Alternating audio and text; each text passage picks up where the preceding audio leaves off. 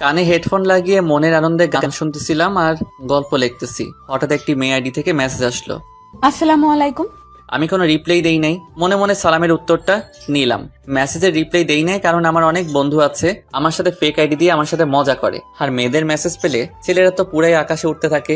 আমি আবার এইরকম না। আমার পরিচয় তো আপনাদের জানানোই হলো না। আমি ফারহান আহমেদ, এবার ইন্টার সেকেন্ড ইয়ারে পড়ি। আম্মু আব্বুর আদরের দুইটা ছেলে, একটা আমি আর অন্যটা আমার বড় ভাই। আমার বড় ভাইয়ের পড়াশোনা শেষ করে দেশের বাইরে গেছে জব করতে। ভাইয়ার বিয়ের জন্য একটা ভালো পাত্রী খুঁজতেছি। এবারও মনে সুখে গান শুনতেছি আর গল্প লিখতেছি।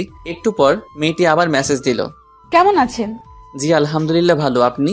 জি আলহামদুলিল্লাহ ভালো আছি। আপনার কি বেশি অ্যাটিটিউড? কেন হঠাৎ এই কথা বললেন? মেসেজের উত্তর দিচ্ছেন না কেন? একটু কাজে ব্যস্ত ছিলাম।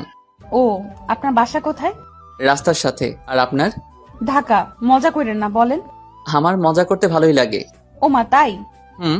আপনার নাম কি? কোন ক্লাসে পড়েন? আচ্ছা, আপনাকে এত কিছু বলবো কেন? আমরা কি ফ্রেন্ড হতে পারি না? পারেন, কিন্তু ফ্রেন্ডের চেয়ে যেন বেশি কিছু না যায়। ওকে। আচ্ছা, ফ্রেন্ড হিসেবে তো বলতেই পারেন।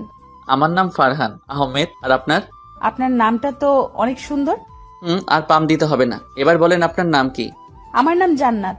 মেয়েটির নাম তো অনেক সুন্দর, বললে কি বিশ্বাস করবে? আচ্ছা বলি, আপনার নাম তো অনেক সুন্দর, মাশাআল্লাহ। সবাই বলে। তা আপনি কোন ক্লাসে পড়েন? ক্লাস 2 এ। দেখেন, মিথ্যা কথা বলবেন না, মিথ্যা বলা পাপ। আচ্ছা, আমি ইন্টার দ্বিতীয় বর্ষে পড়ি। আপনি কোন ক্লাসে পড়েন?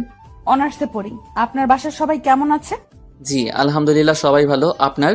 জি আলহামদুলিল্লাহ ভালো। আপনার বাসা কোথায় বললেন না তো? নারায়ণগঞ্জ। ও, একটা কথা বলি। বলেন। আপনার গল্পগুলো অনেক ভালো। থ্যাংক ইউ আপু।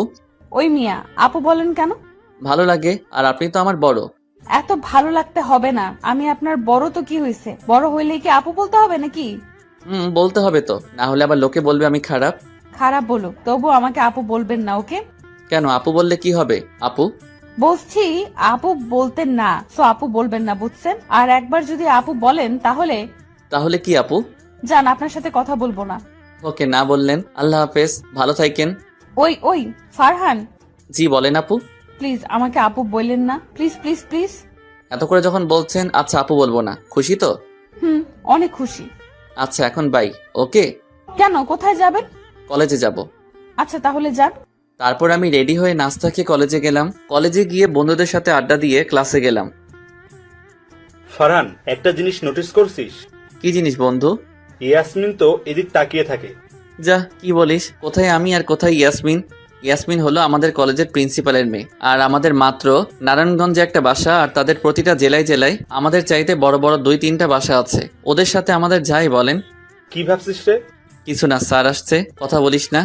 সবার পিছনে বসছি, একটু মজা করব বন্ধুদের সাথে। মেয়েদের এদিক থেকে কে যেন শীষ দিচ্ছে। এই, কে শেষ দিছে?